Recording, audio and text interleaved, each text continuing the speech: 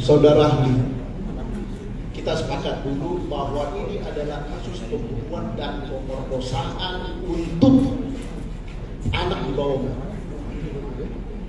Oke, kita sepakat dulu. Saya jadi penyidik cukup lama dan nanti yang melakukan investigasi tentang Peggy Setiawan karena sesuai perintah daripada ketua tim. Yang perlu saya tanyakan kepada ahli, ini kasus pembunuhan dan pemerkosaan. Apa sih yang perlu dilakukan penyidik terlebih dahulu terhadap korban ini supaya maju nanti kepada administrasi yang tadi kalian perbincangkan, ini sah, ini tidak. Apa yang perlu dilakukan oleh penyidik itu? Bapak kan ahli pidana. Itu yang pertama saya tanya. Apa yang perlu dilakukan penyidik itu terhadap kasus ini, TKP ini, korban ini? Terlebih dahulu apa? Mohon izin yang mulia, karena ini menjadi domainnya penyidik, saya sebagai ahli pidana saya tidak menjawab. Karena saudara tanyanya kepada apa yang harus dilakukan oleh penyidik, saya bukan penyidik, jadi saya tidak menjawab berkaitan dengan pertanyaan saudara itu. Terima kasih yang mulia. Bapak itu kan ahli pidana, pembunuhan, pendapatmu yang saya tanya, ahli. Ahli tadi sudah seperti itu, kita tidak bisa maksa. Begini Pak ahli, saksi ahli. Tentunya kan penyidik itu mengolah TKP ini menentukan korban itu meninggal atau tidak.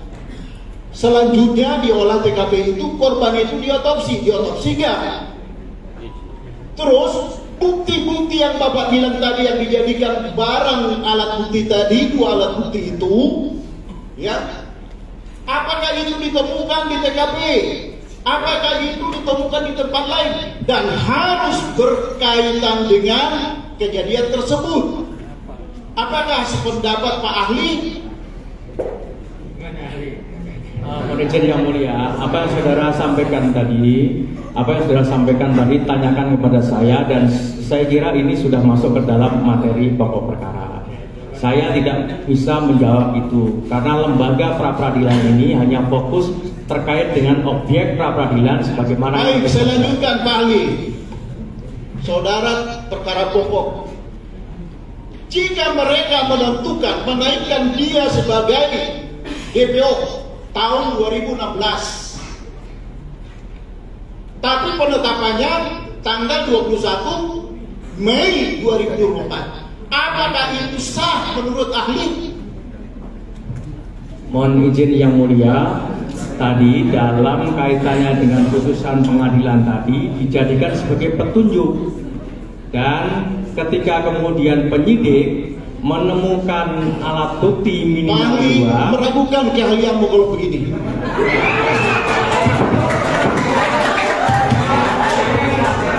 Izin yang mulia, saya luruskan dulu. Ya, pokoknya dalam forum ini tidak ada kesimpulan-kesimpulan.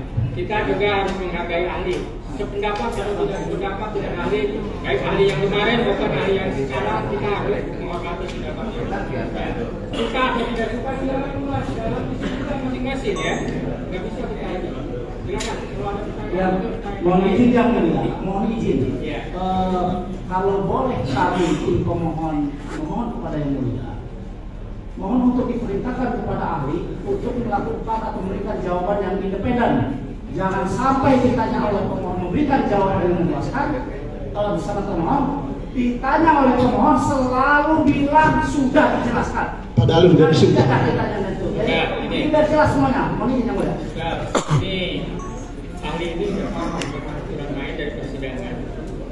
Makanya kalau nanti dalam analisa para pihak, ahli misalnya ahli yang sekarang atau ahli yang kemarin yang nggak tidak berkaitan, ini poinnya ini, melakukan ini atau saling keterangan, itu yang ketika. Baik yang mulia, kami lanjutkan pertanyaan kepada ahli. Sama-sama, menurut saudara saksi ahli yang kemarin oke, menurut ini saksi ahli yang sekarang oke, itu versinya masing-masing.